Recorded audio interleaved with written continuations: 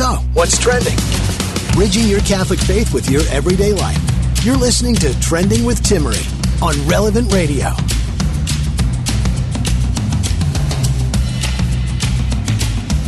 Welcome to our weekly happy hour here on Trending. I hope everyone had a wonderful Mother's Day, especially a blessed Mother's Day to all of you moms out there. We're actually going to be discussing in just a minute the joy of giving and how this is part of what mothers teach through their sacrifice. I'll be joined by Devin Schadt. He's from the Fathers of St. Joseph. And gentlemen, we'll be talking about why we do what we do and how significance is part of what drives us. We'll also discuss St. Damien of Molokai in light of the world we live in today and why hope makes us happy. So grab your drink, join us for your weekly happy hour here on Trending, addressing topics of happiness, joy, and how we can really get to the root of happiness as Catholics. If you'd like to ask a question, number's 1-888-914-9149. And thank you so much for joining us during our pledge drive. We met our need, and if you were not able to donate, you can still donate. Just head over to relevantradio.com/trending. But we're so thankful for you being a part of our mission here in bringing Christ to you and others through the media. So Mother's Day growing up was very different for me than I think most Mother's Days. In fact, I feel like when we transitioned to more traditional Mother's Day kind of events the last couple of years, it's been different. So when I was a kid, my parents would always help, predominantly my mom, in organizing what was called the Mother's Day Rose Sale for our diocese, the Diocese of San Bernardino in California. And so what would happen is every year there was a massive fundraiser for all the crisis pregnancy centers. And on Saturday, people would volunteer to make single flowered bouquets, and then all of those bouquets would be distributed to all the churches in the diocese. And each church would sell the bouquets so that everyone could buy their mom some roses, and all the proceeds from each parish would go to the local crisis pregnancy center. And so our Mother's Day weekend was a weekend of Saturday up 4 a.m. picking up roses in Los Angeles, and then assembling bouquets all day long with all the pro-life people I personally grew up with my entire life. And then on Sunday, we would be at a parish early in the morning. We'd never wake up that early for Mass, but we did on Mother's Day to sell the bouquets of roses outside of the church, then to make these proceeds go to the crisis pregnancy centers. So Mother's Day was never a traditional Mother's Day. That's right, Patrick. Mother's Day equaled work. It equaled volunteering as a family. It included thorns in our hands from a day of dealing with roses, and then early mornings that we just weren't used to. And the reason for that is because in our culture today, we face a crisis of motherhood. A crisis where people are confused about the gift of receiving motherhood and of giving motherhood and their loving gifts to others through accepting that gift of motherhood. And so many people today, I think, are scared to be moms because of an option we have called abortion. And so it was an incredible, I think, experience and opportunity for me growing up to always have that example of on Mother's Day, we helped other moms by raising money to support the Crisis Pregnancy Center. It's only been the last handful of years that we haven't had this, that we participated in. So I feel like every year we're kind of like, well, what are we doing for Mother's Day? It's different than it has been in the past. But what I learned from my mom's example, especially on Mother's Day, was how we're called to service. And this is fundamental to who we are as people, but especially as mothers. And I was thinking of this especially in light of Venerable Fulton Sheen. There was a quote that was sent to me by our very own Karen Moran, who has retired here at Relevant Radio from producing Trending, but she's still influencing, little does she know. And the quote from Venerable Fulton Sheen said, "A woman is capable of more sustainable sacrifice than a man." And he goes on to talk about how a man has these heroic, passionate outburst moments versus a woman has these sustainable sacrifices. And he says, a woman is heroic through years, months, and even seconds of daily life. The very repetition of her toils giving them to semblance of commonplace. I thought this was fascinating to hear because you think about moms and you think about kind of the sacrifices that each of our mothers have shown for us. It's true. It's sustainable. It's ongoing. And juxtapose that, not that we're belittling men in any way, but juxtapose that to kind of those moments that we see heroic thought and heroic outbursts, as Venerable Fulton Sheen says. We see this kind of transformation that mothers show, I think, all of us. That there's this repetition, almost this momentum of sacrifice that is lived in her whole life in a way that is profound, yet so often misunderstood. And I think that this is part of the challenge for many women, why they're so terrified of motherhood. Because they recognize that motherhood changes every single moment of a woman's life. Every single moment.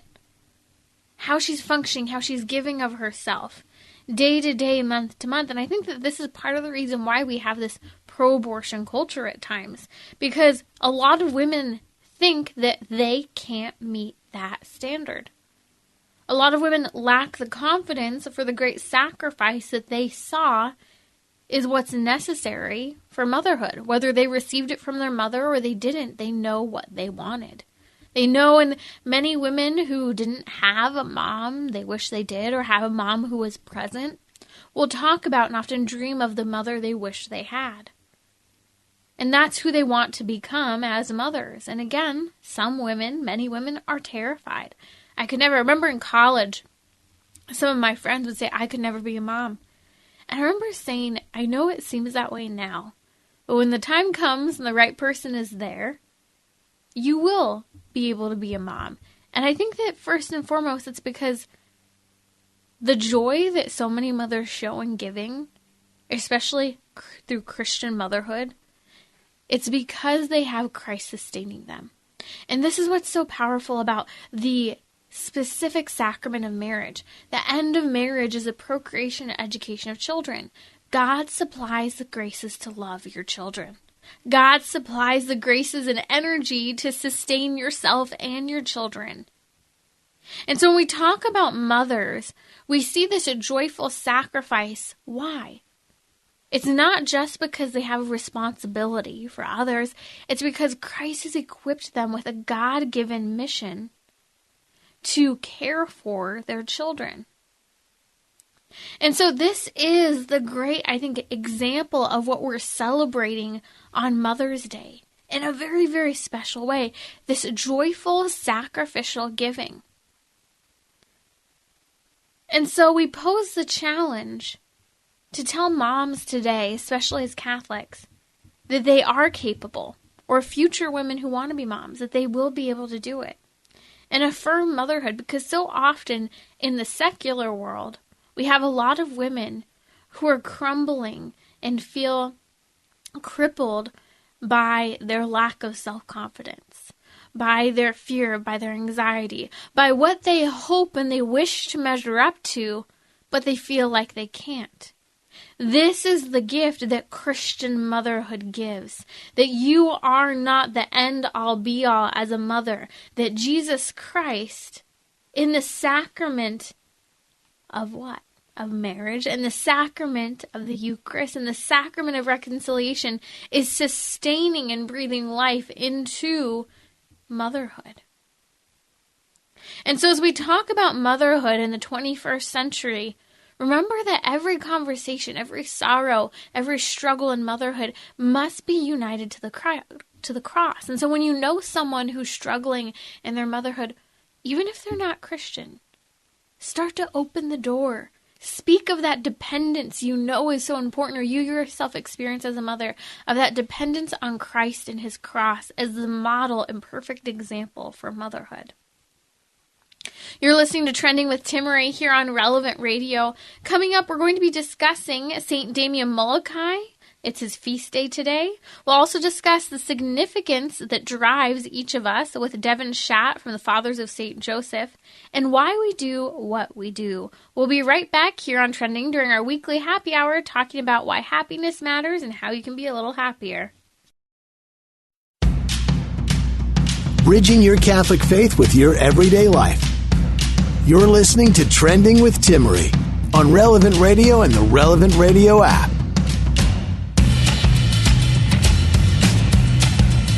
Devin Schadt joins me, Fathers of St. Joseph. He's a speaker and writer. You can find him at fathersofstjoseph.org. We'll post links on social media. And he's joining us during our weekly happy hour here on Trending. He wrote a book titled Why We Do What We Do. And I'm riveted by this whole idea, Devin, of comfort over sacrifice, popularity, all of these things that we tend to seek that puts us in this comparison type of culture in our own head rather than doing what we ultimately desire. So let's talk about your book and some of these ideas of why we do what we do on a daily basis. Yeah, that sounds great. So why do we do what we do on a daily basis? I think that there's three basic reasons. The first is survival. I mean, whatever it is, if you're out lost at the ocean and you're drowning, you're looking for something you can get your feet fixed on and get stabilized and get to the shore. You're running a marathon, you're getting dehydrated, you grab a bottle of water. That's survival. Someone breaks in your house, you grab the gun. That's survival. And then survival has its sister form, which is security. That's future survival. We worry about if we're going to have enough money for the kids to go to college, if we're going to be able to retire and all of that. And most of us, though, survival tends to go into the background. It becomes white noise in our Western culture. And so when we get beyond survival, there's another reason why we do what we do, and it's significance. And the Webster's Dictionary defines significance as being worthy of attention, the value of another, to be important to others. But the key here, though, is when we don't achieve a certain level of significance, then what we do is we tend to go into sloth and sensuality. And that's where comfort will make cowards of us all. So we tend to just dive into Netflix or indulging in foods or whatever it is because we failed in the world of becoming significant. But the problem is we don't understand what real significance is. And that's why I wrote the book. That's, I think, very impactful. I was about to say significant, ironically. First, I checked myself. I think that so often we hear that many men struggle with self-confidence, that they always feel like they're putting on an act and kind of, just trying to make it look like they've got everything together, but deep down inside, they don't actually feel that way. And I think that these three topics of why do we do what we do, survival, security, and significance, hit on the head of how there can be constant self-doubt in terms of this ability to provide to provide security, and to feel like you're significant in the culture. And I like how you said the exact opposite, which many people are choosing, is just like kind of drop into the slothful laziness. Yeah, exactly. Well, because, so significance is a battle. I mean, look at all the social media platforms, whether, Facebook, YouTube, Instagram, TikTok. What's going on there? Everybody wants to be validated. Everybody wants to be known as important or to be valued, right? So that's significance, but that's significance gone awry, okay? That's the worldly, I guess, idea of significance. But what the word significance in the Latin is significare, and that you break that down, signi means sign and ficare means to make. So the idea is with true significance is we're made into a sign that points to something transcendent, something beyond ourselves. And ultimately, it's God, okay, or a great mission that's given by God. And like St. Damien, his feast day today, he signifies God. He directs us toward God in the way that he lived his life. So that's true significance. He's a man of true significance because he became a sign of God. As I'm thinking about this, I think of significance as kind of getting in the way of this.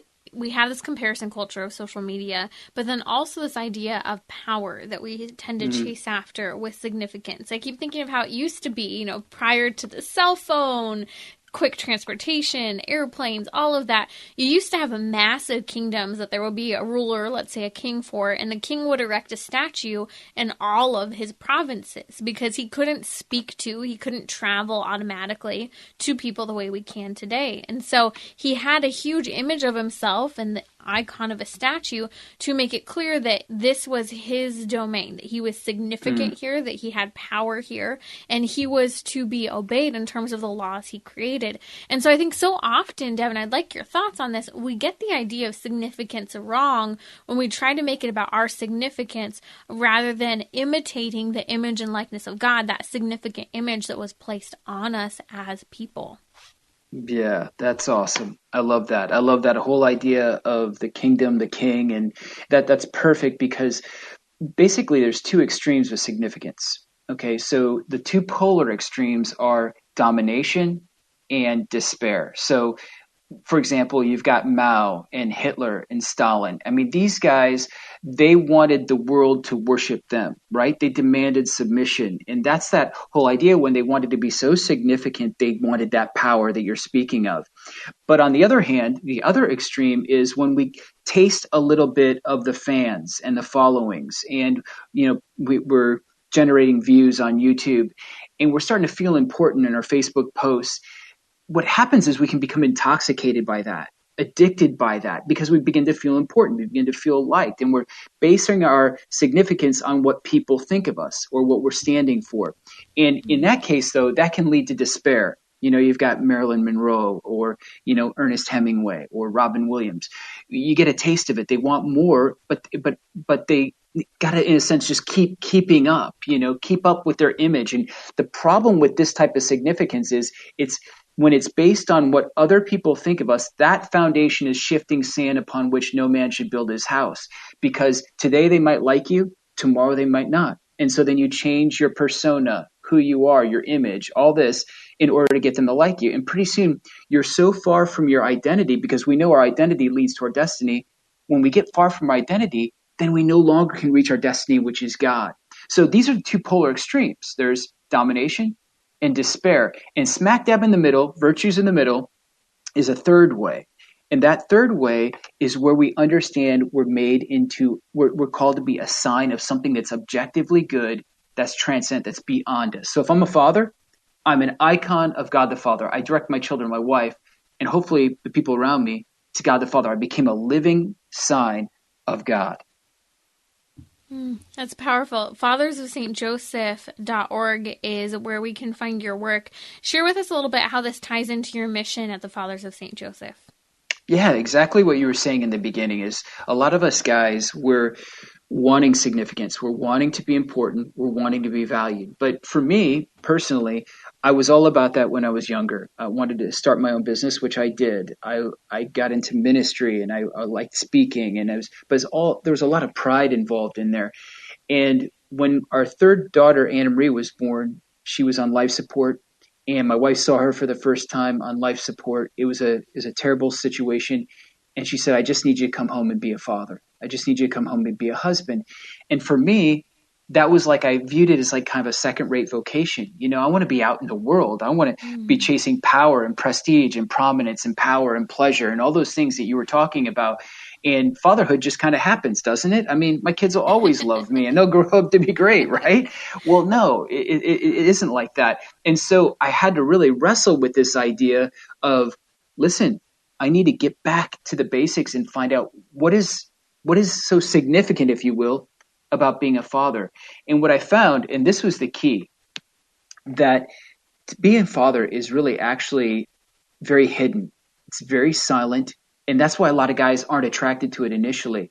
But it's a silent, strong type that actually changed the world. You look at St. Joseph. He was silent and strong, and he changed the world by saving the Savior, especially from Herod.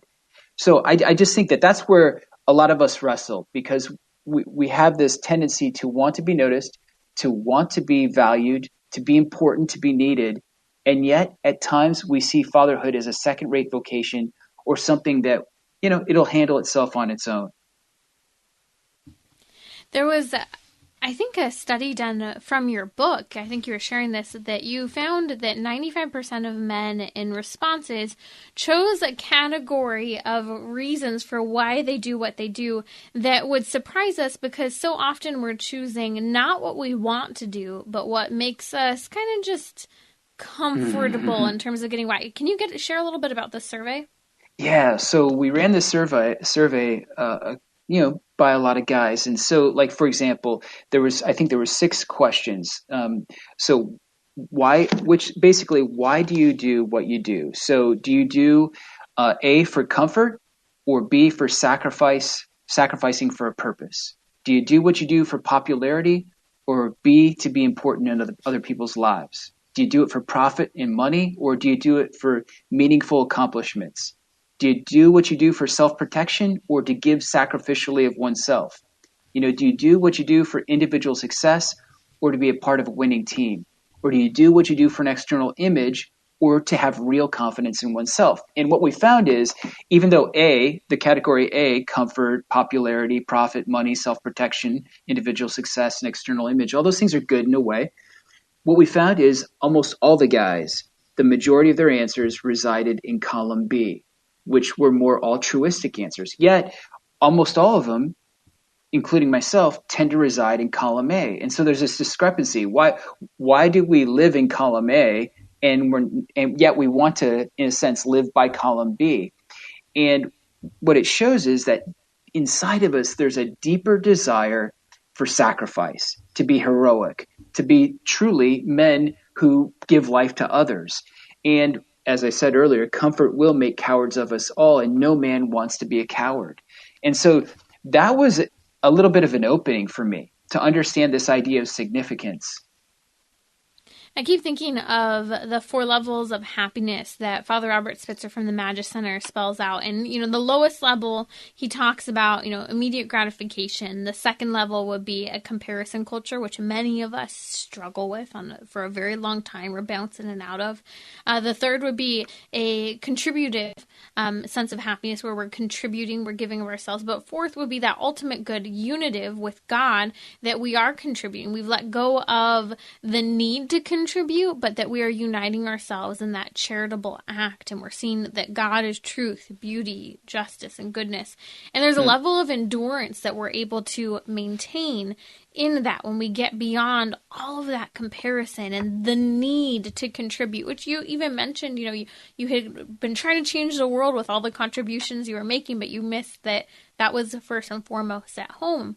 And so as you're talking about these kind of 2 levels, we choose comfort over a sacrificial purpose, or we choose success over being a part of a winning team, or might we even say winning mission.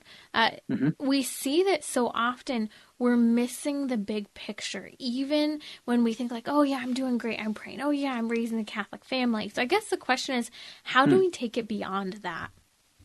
Wow, I love what you said about the 4 levels, and the last one being the unitive level.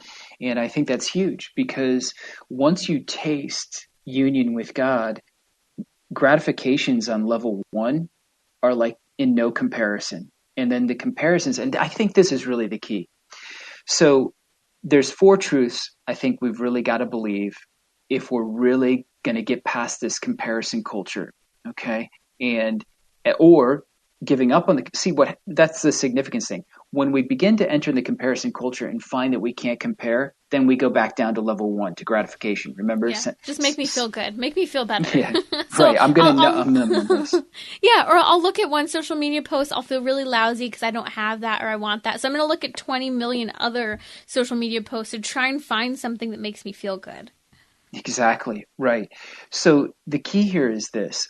What it all boils down to is that the devil works in the language of doubt. So the first language that he sows is doubt. And the doubts come in the form of, you're not good enough. You don't have what it takes. You're not beautiful. No one's attracted to you. No one's listening. No one cares. You might as well give up. Et cetera, et cetera. We hear these doubts all the time. We look in the mirror and we're disappointed. Well, but God speaks in the language of hope. And so we can recognize the devil's language right off the bat with doubt. But the key here is this. There's 4 truths that we have to believe if we're truly going to be significant in this world and get beyond the comparison culture. And that is, the first one is that God really is good, and that all creation that flows out of him is good. So he doesn't make junk. And so that leads us to the second truth, is that he's created you, he's created me in his image and likeness, and which means that we have that goodness crafted in us. It's part of our essence. But the third truth is that God just didn't create us just for slavery or just to exist. He actually created us for himself. And so there was a time, as Colossians says, God created us for him, through him, and by him. So the point here is that God is eternal happiness. He's eternal self-giving love. And he loves what he experiences in the Trinity, in himself, so much that he wants to share this with us. And so you, Timmerie, he created you at one point, we can't say time, but in eternity, he thought you were a beautiful thought. And he thought of you, and it gave him so much delight that he willed you into existence with love. And that brought him so much joy that he wants you to experience that joy with him for all eternity. But a lot of us don't believe that. We don't believe that God has created us for himself or to give us his joy, his happiness for all eternity. But we have to. And then the key here is this, is that he will see that good work that he, began in us to completion. That's the fourth truth, that he's not going to give up on us, even if we've given up on him, even if we've sinned, even if we've failed, even if we have walked away from our faith. Jesus says, whoever comes to me, I will never reject. So the key here is that all we have to do is return to him and believe that he's good, that we're good because we're created in his image and likeness, that we're created for this incredible, intense, eternal love, and that he will make sure, if we keep giving him our yes, that he'll see that to completion, but demands trust to overcome those doubts that the devil sows in our brains.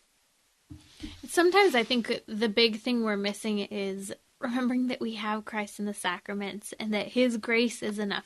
How many times do we need to hear his grace is enough, his grace is enough, until we actually believe he will provide the energy, the joy, he will provide the endurance, he will provide, even in those moments of mourning, allowing us to mourn, anything that we experience, he will provide if we rely on him rather than trying to take everything upon our own shoulders. Absolutely. I mean, he's our strength. He's our rock. I mean, that's real for me. Every day I make a holy hour, Blessed Sacrament, almost every day as much as I can. And he's my strength. He's my wisdom. And the thing is, this is really a powerful theme for me recently is, I think it's Psalm 32. The psalmist, actually speaking for the Lord, says, he who takes delight in me, I will grant his desires. And I like to ask people, I'm like, okay, so do you delight in the Lord? You hear so much, I have to go to Mass, or I have to fast on Friday. This is a burden. But when's the last time we delighted in the Lord? And I think the key here is when we begin to look at all that he does for us and all that he gives us, man, all of a sudden you begin to delight in him. And then you see the way he's working in your life. And then all of a sudden he's compounding that by granting you even more than you can ever hope for or imagine, as Ephesians says. So the key here is delighting in the Lord rather than seeing him and religion as a burden. But it boils down to thankfulness. That's the key. Yeah, a gratitude thankful makes heart. you happy. Yeah, absolutely. And, it's fascinating because we so often, I think, leave ourselves in prayer on the level of just asking for things. And we forget, so often, people say, I'm praying for God, I'm asking him for this and for that. And then you either get it or you don't get it. And either way, you forget to say thank you. The typical, all of the ill people that came to Christ. And so often he would say, go. And how often did they come back and say thank you to him? Very rarely. Right. Very, very rarely. And so that shows that we are more than willing to ask God for something, but we're not willing to be united to him, to be grateful, to understand that what I've been given is from him and that I have to remain with him in order to move through so that we don't hit this crisis moment yet again. So many people, I think, live from crisis to crisis, and it's because they're not staying with God between the crises so that nothing is as big of a crisis as it seems. Well, yeah, and also, too, because sometimes that's the only way that God can get through to them. Because they're out, in a sense, when we're not living in gratitude and generosity, we're not inside of grace, in a sense, the bubble of grace. So, like, we're on our own, right? And God, it's not that God's left us, we've left God. And so God's, like, trying to speak to us, and we're having this suffering in our life, and he's saying, look, if you can listen to me in this suffering, I can bring you that joy that you're looking for. And I really like to call it the 3G plan, and this is proven by scientists. Like they were doing research on what makes people happy. And there's 3 chemicals that are released in the brain. I think it's like dopamine, oxytocin and serotonin. And when those are all released at once, a person is happy. And now selfish person can have those chemicals released simultaneously, but it's only for a moment, and they have to keep upping the ante to get that fix. Okay. And then eventually it ends in implosion and despair. But the 3G plan, the scientists have proven this, is that if you have gratitude, and gratitude inherently is you have to be thankful to someone else. You just can't be thankful to yourself. So gratitude, I'm so thankful I'm me. Who does that? Yeah. I don't know. Maybe people do that. I'm sorry if you do that. Self-helpers, man. Yeah. So yeah, thank you for giving me. Well, anyway, so there's gratitude, and you always have to be grateful to someone else, especially to God. But then that gratitude must lead to generosity. That's when you know you're truly grateful.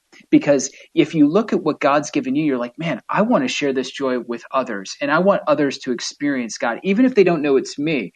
And this is interesting because it's proven that when we're generous, it's absolutely proven, whether you're helping someone, on a job site or whatever, helping your mom, or if you're just giving money, there is dopamine, oxytocin, serotonin that's released in your brain. And so you've got gratitude, generosity, and God.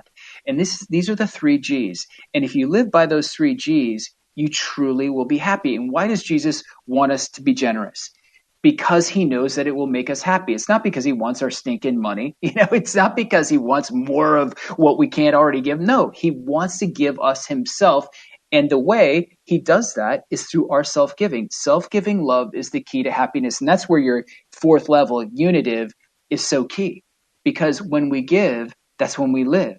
Because when we use, we lose. And that's when lust and, like Jim O'Day always talks about with the, pornography and all that, when we use, we lose. And we begin to swell up, get swallowed up into a black hole of self. But when we're generous, we give, we live, and we become like the light of the sun, and people want to be around us.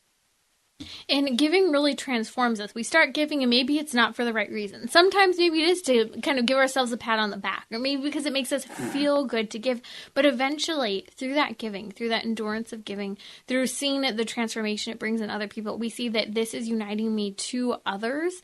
And ultimately, the purpose for doing this is because it is the ultimate good which God has given each and every single one of us. And so these are the examples that we learn when we understand that our happiness, we have to understand why we're doing what we're doing, the significance that's driving us, as Devin has written. And I really want to encourage you to check out his book. You can find it at fathersofstjoseph.org. That's fathersofstjoseph.org.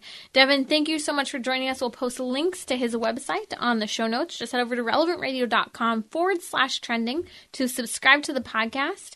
I will be back in just a little bit here, and we'll be discussing our topic of today. Catholic Order of Foresters is proud to sponsor the Relevant Radio Studio line. For information about employment opportunities and flexible premium life insurance plans, visit relevantradio.com/forester. So, what's trending? Bridging your Catholic faith with your everyday life. You're listening to Trending with Timmerie on Relevant Radio and the Relevant Radio app.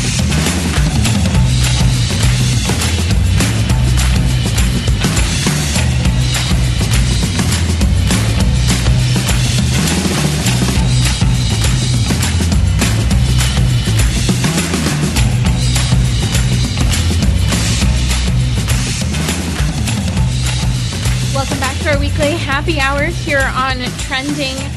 I've been thinking about this a lot in light of everything that's happened over the last year plus. How we've hit a point in our culture where we have what I've referred to a couple times now as a diseased view of the human person. As if someone walks up to you and you shout, "Ah, leper," and you go running. That's almost the point we're at. Walking down the street, a little kid can't come and show you his rock because the parent's scared and says to stay on the other side of the road. Someone sees you walking, they quickly yank up their mask, look down, and scurry past you. Other people are scared to approach, start a conversation, and it's concerning. Especially as people now, say, well, I'm vaccinated, are you vaccinated, or I'm not vaccinated. This debate that occurs. And you feel as if you're a target, as if you've done something wrong when all you're doing is living, trying to carry on with your life. And then there comes this person who says, we need some order here. There comes a person who says we need to return back to the human dimension of understanding that people need human love and human interaction. Someone who also recognizes that ultimately we all need God. That person was St. Damien of Molokai, who died at the age of 39 years old after ministering for a number of years to a leper colony.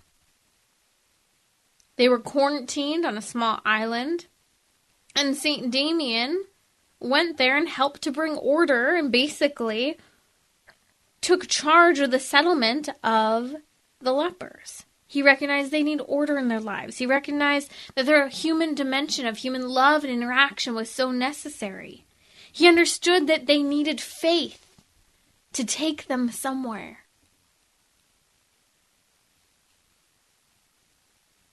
And he transformed the people and the relationships there. He gave himself and sacrificed to such a profound extent. We've been talking about why do you do what you do? Well, when you have God, you no longer doubt those moments of fear and anxiety. You no longer create these social separations. I think that this is the example that we have St. Damien of Molokai setting for us today on his feast day. And we need to be reminded of it. You wouldn't have heard St. Damien of Molokai saying, oh, hold on, do we know we have a cure for leprosy?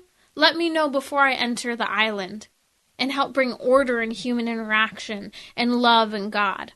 You didn't hear St. Mother Teresa say this either. You saw them go into the deep where they knew there was a risk.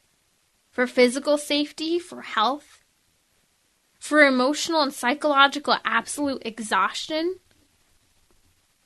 People would ask St. Mother Teresa, how do you do what you do? I remember there's a story of a man who, as she's caring for all these sick people, he's asking her, Mother, how are you doing? How do you do what you do? How do you continue to do it? And she grabs this tiny little woman, aggressively grabs his arm, and she points at the crucifix and says, you see that? I would not be able to do anything without him. And I think that this is the reminder we see of St. Damien of Molokai and St. Mother Teresa, that they were not afraid of illness or disease. They continued to walk forward, one foot in front of the other, saying yes to that sacrifice that God asked them to make. Just like the Blessed Virgin Mary, what's so profound about her motherhood? She said yes, even in the midst of a storm in her life. All of a sudden, she's conceived a child by the power of the Holy Spirit. St. Joseph is thinking about putting her aside quietly. And what does she do? She says yes. She gives her great fiat. Let it be done unto me according to thy word. And I think that this is what we have to learn. Each and every single saint who has walked before us has lived. They have given their yes, each in their own way. But they didn't do it by being afraid. Our Lady didn't do what she did by being afraid. And fear doesn't have to be abolished. Remember, the virtue of courage is to act in the face of fear. It doesn't mean that the fear is gone. It means to still act. And my concern is that if we continue to operate as we have been operating, that we will build and fester and let fear boil over to such an extent that it consumes us, and doesn't just consume us today, tomorrow, next month, a year from now, but consumes a whole new generation coming behind us who will be so afraid of certain human interactions that they will have what St. Damien of Molokai and what St. Mother Teresa rejected, and that is they rejected a diseased view of the human person. And the question now is, will you and I also reject this diseased view of the human person, or will we take this as our definition and our excuse for doing the good that God has called us to do? And hold on a second, though. The good God is calling us to do doesn't necessarily mean to be the person that will find a cure for cancer. Doesn't necessarily mean to be the person who is the leader and receives all the accolades. It doesn't necessarily mean that you're the person who takes the shot for another individual. So the simple yes God is asking you to, the simple mission he's asking most of us to, is much simpler and common than we realize, or even that we would like to accept. The mission God is calling us to happens every single day, every single moment. And those opportunities of human interaction and encounter, will we encounter someone with Christ or without Christ? Because if we encounter them with Christ, that will transform how we interact with them, regardless of what's happening in the world, regardless of a vaccine, regardless of what's happening. I think this is what we have to return to, getting over our newfound understanding of a diseased attitude of the human person. That has to go away. We can't think of other people as diseased and infectious, especially, remember, COVID-19 is over 99% survivable, which is radically different from what St. Damien of Molokai experienced on this colony, in this island of leprosy. He literally died of the leprosy, and he didn't care about the leprosy. What did he care about? He cared about bringing order, human interaction, and faith to an island of people who had been quarantined. Now, are we allowing ourselves as that island of people who are quarantined to be loved the way that they were loved by St. Damien of Molokai? Or are we saying, here, stay an arm's distance away? People today are parched for human interaction, for human love, for human generosity, not just from those they know, but also from strangers. And I'll say that again. We are parched for human interaction and love, not just from those we know, but from strangers as well. I never thought, and I've noticed this in a particular way as well, having moved across the country during COVID and seen how, when you don't know anyone in a new area, it's easy to use COVID as an excuse of not to say hello, to use COVID as an excuse to not nod your head. Heck, you can't smile because if you do, many people won't know. Actually, I disagree. You can still see the smiling eyes through a mask. But we're using this, again, quote, diseased view of the human person to prevent us from doing the good that each and every single one of us are called to. Will we allow this to consume us for years to come, or will we say enough is enough? God created me to be a gift, and I myself won't even be happy if I am not contributing and giving to others, giving my whole person. Why? Because Christ did it first.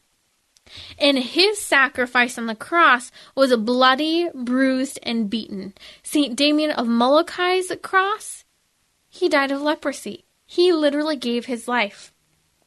He founded 6 churches during his time in Hawaii. He dug countless graves for those people who died of leprosy. Remember a moment ago I said, we're using this diseased view of the human person today to prevent us from doing the good? And how the good most of us are called to is much simpler and mundane than we realize? St. Damien of Molokai helped dig graves. Are we willing to say hello? Are we willing to go into the deep and approach people perhaps closer than we might think feels safe? Are we willing to break this attitude of viewing another person as a disease? That's what this comes back to. And that's what St. Damien of Molokai and St. Mother Teresa of Calcutta and many, many other saints in our Catholic tradition remind us of. That we cannot reduce someone to an illness or to a contagion.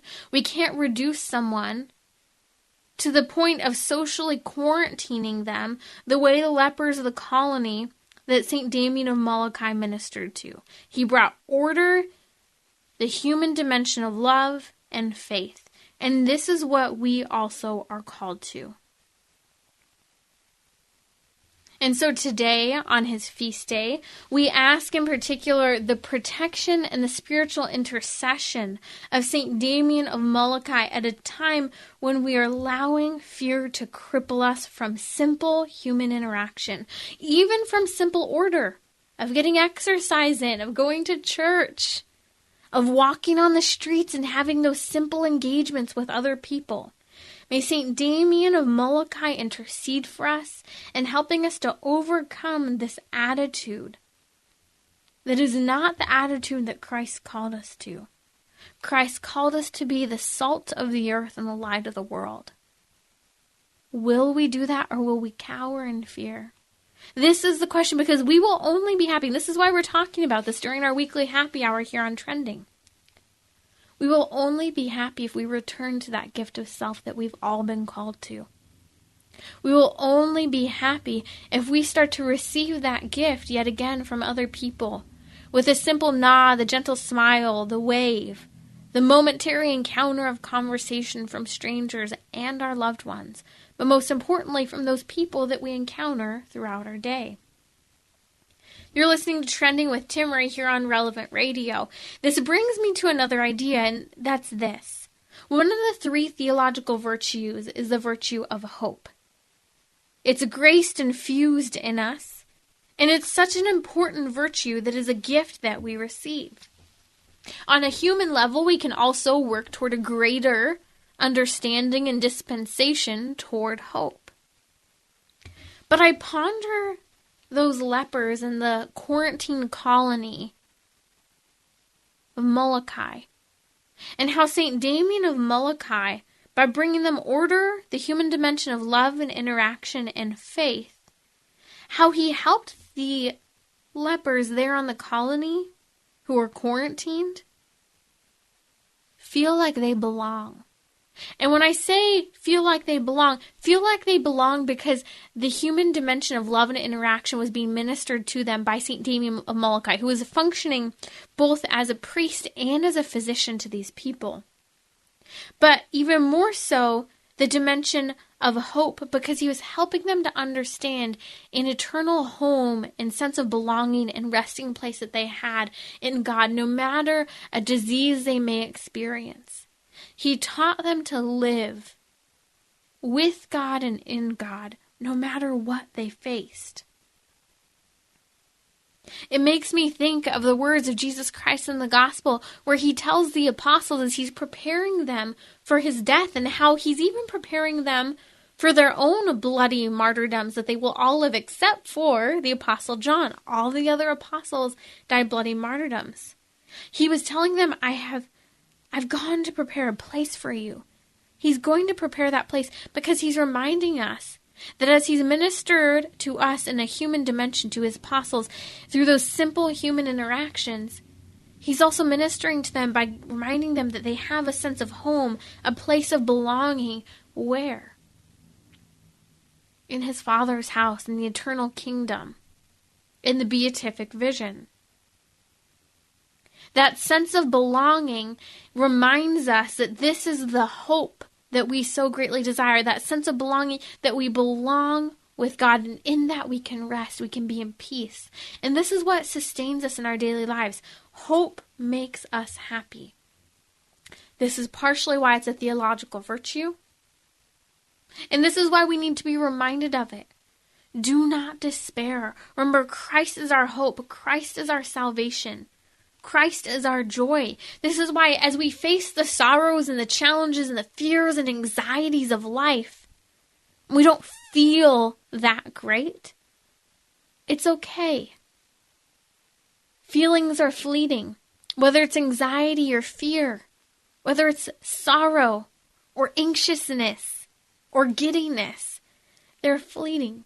But joy is a virtue. Joy is a virtue rooted in God, that we have a God who loves us, who created us to be with him, who is our resting place. He's our Alpha and our Omega, our beginning and our end. God created us out of a pure act of love, and he chooses for us to be with him out of an act of love. And so will we choose to be with him? Will we choose to have this sense of peace and a sense of belonging, which we're called to have in Christ? Remember, he told us that he's going to prepare a place for us, and that in his home, in his Father's home, there are many rooms. You're listening to Trending with Timmerie here on Relevant Radio. I'll be back with you tomorrow. If you're baffled by loved ones, friends, family who went from being Catholic to no longer believing in God at all, we'll talk about that.